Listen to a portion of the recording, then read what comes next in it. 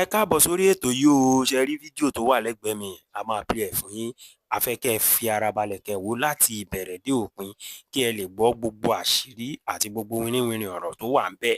Láì fọ̀pá kọ̀lọ̀pọ̀lọpọ̀ ejò, ẹ jẹ́ ká lọ wo fídíò yìí báyìí. Billahi la ilaha illa huwa mo fi tóbi Qur'ani búra wallahi Sunday go koma kakan oni obu kaka gogo buto ni tó bá fi ti gbẹjẹgbẹjẹ irọ́ ni al-Qur'ani la wantele al-Qur'ani la wallo wallahi agbára al-Qur'ani agbára Ànábì Muhammadu tó bá ti dé bá ní wallahi taala kò ní padà tó bá ní irọ́ ni andu odun tí ó bá padà kò jẹ́ ọmọ Yorùbá gidi kò jẹ́ ọmọ Oòduà olóṣì Oòduà ló jẹ́ dákun mo fẹ́ ke send fi fi ẹ̀yin ẹ bá mi ṣe àṣẹ sí ó ní lọ tí Sunday Igboho bá wá sí bá ní ó ní tó bá padà ó ní gbogbo tó ń bá wá láyé òun kó máa rí àṣẹ o bó ti wí ló máa rí ọmọ Fúlàní bó ti wí ló máa rí èyí òwì yẹn àárọ̀ mọ́ tó Sunday Igboho máa wá sí bá ní ó máa wá padà ọlá pé ó jẹ lórí ilẹ̀ Yorùbá ó mú lórí ilẹ̀ Yorùbá ó gbórí ilẹ̀ Yorùbá ó jẹun ó gbórí ilẹ̀ Yorùbá ó mú mi ọmọ Fúlàní ó gbórí ilẹ̀ Yorùbá ó jẹpo ó gbórí ilẹ̀ Yorùbá ó jẹja ó wá gbórí ilẹ̀ Yorùbá ó rokúrò ọmọ Adéyẹmọ àṣẹ dọwọ́ àwọn alálẹ̀ bá wa àṣẹ dọwọ́ àwọn alálẹ̀ orí ilẹ̀ tó dúró sí yẹn ó máa ṣiṣẹ́ lòdì sí ẹ ṣáá ni a ti dójú ẹ o wàláhì ó ti dójú níbi tá a bá dé yìí ó ti dójú ẹ ní sẹ́yìn ilẹ̀ wọn bá ti pokọ Sunday Igboho ní aburú ilẹ̀ Yorùbá máa ṣiṣẹ́ lòdì sí ṣáá ni tó bá ṣàṣìkò tílẹ̀ tí òòrùn mú á gbóná lòdì sí yín lára tó tútù bá mú á tutù dùn fún yín ẹ tutù ẹ níní ìjàmbá máa ṣí ẹ ìjàmbá ti sọ lẹ́yìn onílé ti tají àti jí lójú oorun ìjàmbá ṣọlẹ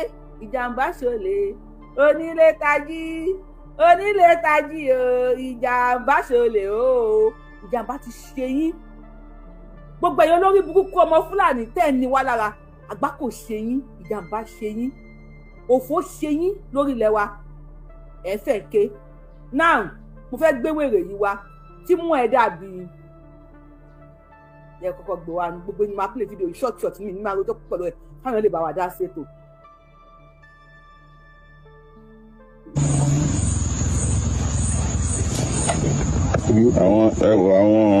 àwọn màálù kan ló wà níbí. yes ilé wọn ni kẹ mọ́nítọ́ ń gbìyànjú. kájí ẹni tẹ́ ń wo ìfàní lórúkọ ẹ o Saheed Shittu lọkọ ẹ ìyàwó Saheed Shittu ni ìyá yìí ó pàdé àgbàlagbà lójú ọ̀nà ó lọ fọ̀rọ̀ lọ ó mọ̀ bóyá ó ya wèrè dàgbà ni ó mọ̀ bóyá ó símú dàgbà ni nọ́mbà 1 ọmọ Fúlàní ni torí ìgbà tó ń dá sí ọ̀rọ̀ àwọn mùsùlùmí ẹ̀gbọ́n ẹ̀mú kò náà kan eyín góòlù mẹ́nu òpònú fara yí kọ́tà ó kan eyín góòlù mẹ́nu nígbà tó ń dá sọ̀rọ̀ àwọn mùsùlùmí wọ́n gbé fọ́tò ọkọ ẹ̀ jáde Fúlàní lọ́kọ ẹ̀ wọ́n lọ ẹ̀ máa Fúlàní jẹ́ máa ń wọ́n náà yẹn bẹ́ẹ̀ fọ́tò ọmọ ẹ̀ fọ́tò ọkọ ẹ̀ fọ́tò grandchildren ni wọ́n gbé ogun wọn jáde ó lóun fẹ́ advice Sunday Igboho Fúlàní fẹ́ advice Sunday Igboho jẹ́ ká gbọ́n nǹkan tó sọ ẹni òfò fàálì ọjọ́ kan ó máa dààmú ní imú ẹ̀ bí ọṣẹ ìyàwó yẹn sọ̀rọ̀ èmi mo ní mú mi tóbi imú tiẹ̀ tún ní kí ló ṣubú tẹ̀ o ẹ bá ti dóko Fúlàní báyìí láti òní sí lórí yín mọ́ ẹ bá ti dó oko tó ti tìbọ̀ màálù ní ìjọba ti tìbọ̀ yín nídìí bá àlákàyè lórí yín mọ́ orí yín máa ń yí ni sọ̀rọ̀ wèrè.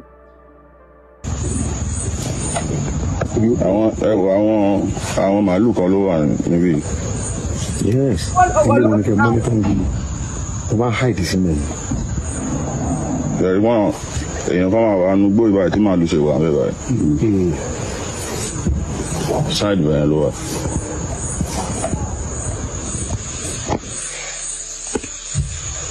ẹ̀rọ àwọn màálù yẹn ni.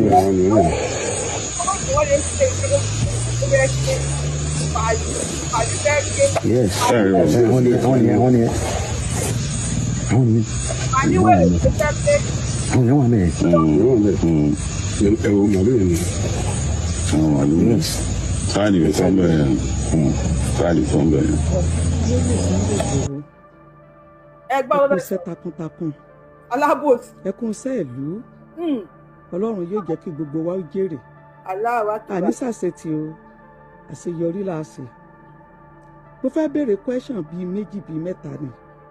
Ní ìgbà tí mo rí kíní clips tí mo fi sí òkè mi yìí, mo fẹ́ sọ̀rọ̀ lórí rẹ̀.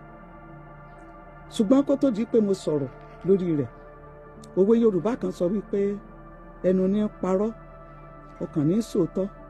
Òwe Yorùbá sọ wípé tí ẹni tá ń tàn ò bá mọ̀, ẹni tó ń tànyàn yóò mọ̀. Ní èyí tó fi hàn wípé ènìyàn méjì kò kí ń pòfo. Wọ́n wá ní tírọ́ bá gbé lógún ọdún, wọ́n ní ọjọ́ tí. Ẹ wo owó tó ń pa sí dúróònù táwọn olóyè gbé wọnú igbó, ẹni tó ń parọ́ fún ò bá mọ̀, ẹni tó ń parọ́ máa mọ̀. Owó yẹn ó ṣètò owó Àdìsá tó ti gbọ́ ẹlẹ́kẹ̀mí pọpọ́ọ̀fù ya Sile sọ̀rọ̀ wèrè.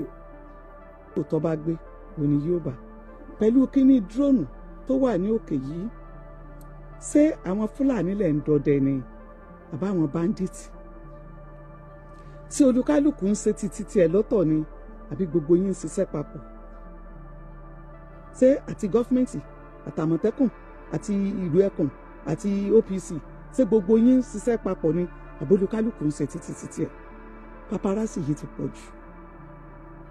Paparazzi ti pọ̀ jù. Ní ìgbà tí wọ́n sọ wípé àwọn màlúù kan nìyí, Fúlàní ẹnìkan yóò wà pẹ̀lú rẹ̀, ilé wọn ni yóò wà ń bẹ̀rù, ibẹ̀ ni wọ́n sá pamọ́ sí. Àwọn wo ni yóò sá pamọ́ síbẹ̀? Ṣé ní ọjọ́ tí àwọn yẹn ń bọ̀, wọ́n sọ wípé wọ́n kó màlúù lọ́wọ́ ni? Ẹ jẹ́ kí gbogbo wa ká ṣiṣẹ́ papọ̀. Tó bá jẹ́ pé àwọn Fúlàní ló wá kó wọn, ẹ ti rí wọn. So Fúlàní kọ́ ló kì í ṣe gbogbo àwọn Fúlàní tó wà níbẹ̀ náà ni. Báńdíìtì ni wọ́n pè wọ́n. Agbésùnmọ̀mí kò bí Yorùbá, kò bí Fúlàní, kò bí Haúsá, kò bí anything. Ẹlẹ́kẹ̀gbá ní kankan. Tí ó wá dàbí pé paparazzi yìí ó ń divert attention wa kúrò níbi normal problem wa. Lónìí Sunday ti Ìgbòho ti lọ Òkè Ògùn, ó ti lọ Ìgbòho, ó ti ọ̀dà àwọn Fúlàní, ó ní kí wọ́n kó wá. Ó dùn wèrè. Mi ò rí ẹgbẹ́ ìsìnkọ́ tí wèrè yẹn ń sọ ń bẹ̀ yẹn. Lẹ́ni Sunday Igboho, ó ní orúkọ Sunday Igboho ń divert attention Nigerians. Ó fẹ́ gbọ́ anybody tó bá rí ní fídíò lọ́wọ́ ó fẹ́ ṣọ́ọ̀tì ni. Igboho là ń wò lọ́wọ́ yìí. Bọ́ọ̀dì tó bá rí ní ẹni fídíò ó fẹ́ lùsì ni. Àdìsá là ń wò lọ́wọ́ yìí. Mọ́tẹ̀tọ́lá là ń gbọ́ lọ́wọ́ àgbọ̀ nǹkan kan àgbọ̀ nánà wọ́n ti gé tiwa lọ. Torí inú tó wá ń gbé wúrẹ́ Fúlàní ni tó ń fẹsẹ̀ Fúlàní ni ó wá ń jẹ́ fàlì. Fúlàní ni ẹlẹ́kẹ̀ kọngú bí ẹnu làgídìgbò. Fúlàní ni ó lóun jẹ́ fàlì. Saheed Shittu lọkọ̀ yẹ Saheed Shittu fẹ́ bà tiẹ̀ jẹ́. Ẹni òfò Fúlàní ni ẹni òfò. Ó dùn mí mọ péèjì mo fẹ́ ẹ bá mi táàgì péèjì ẹ̀. Ẹ bá mi táàgì péèjì ẹ̀ kó wá ó ní Fúlàní pòwe olórí ibú. Lẹ́ni àtúgbẹ́ Sunday Igboho ọ̀la Sunday Igboho orúkọ Sunday Igboho ló máa bẹ orí ẹ̀ dànù. Yes, she is truly Fulani. Yes, Fulani ni. Idrisi Fulani ẹ̀tàgẹ̀ Fulani ni. Ẹni òfò ẹlẹ́kẹ̀gbá ní kánkán bí mọ́sà tó níyọ̀ sọ̀rọ̀ sókè òpònú. Ìgbòho ti wọ igbó Fúlàní, Ìgbòho ti ṣe eléyìí. Ṣé ẹ ti gbọ́ Idrisi ẹ gbọ́ Ìgbòho ti wọ igbó Fúlàní, wọn ò fẹ́ kí Ìgbòho ti anything. Káwọn fámìlì wọn ṣáà máa pa wá díẹ̀ wọ́n máa pa wá díẹ̀ òkú ló máa pa gbogbo yín lẹ́yọ kọ̀ọ̀kan. Káwọn fámìlì wọn máa pa wá díẹ̀ wọ́n máa pa wá díẹ̀ kẹ́ni kankan má dìde fún wa kẹ́ni kankan má sọ̀rọ̀ fún wa. Olóṣù omi ilẹ̀ Yorùbá máa bèrè lọ́wọ́ yín ẹni òfò òpó onífara yí kọ́tà. Ìgbòho ti lọ bíbí ṣé kó má lọ wàhálà ìwéré ò sọ̀rọ̀ wèrè sọ̀rọ̀. Tó bá jẹ́ pé àwọn Fúlàní òun ló wá kó wọn ẹ ti rí wọn. So Fúlàní kọ́ ló wá kó àwọn ló wá já àwọn èèyàn pé ilẹ̀ Yorùbá. Àbí kì í ṣe gbogbo àwọn Fúlàní tó wà níbẹ̀ náà ni. Báńdíìtì ni wọ́n pè wọ́n. Agbésùnmọ̀mí kò bí Ìgbò, kò bí Yorùbá, kò bí Fúlàní, kò bí Haúsá, kò bí anything. lóṣù.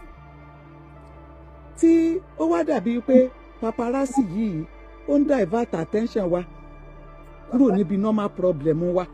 ó divert attention paparazzi tí Sunday Igboho ń ṣe yẹn ó divert attention gbogbo ọmọ Yorùbá kúrò ní ibi tí ẹ fi wá sí tẹ fi wá há àbẹ́yẹ níbi ẹ̀sìn tẹ fi wá gún níbi ká máa bára wájà tẹ fi wá hán so paparazzi Sunday Igboho. a ò ní rí jù báyìí lọ lórí ètò yìí lónìí o gbogbo ẹ̀yin tẹ́ ẹ̀ tí subscribe ẹ like fídíò wa kẹ́ ẹ bá wa share ẹ̀ títí tá a ó fi pàdé lọ́jọ́ òmí ó dàbọ̀.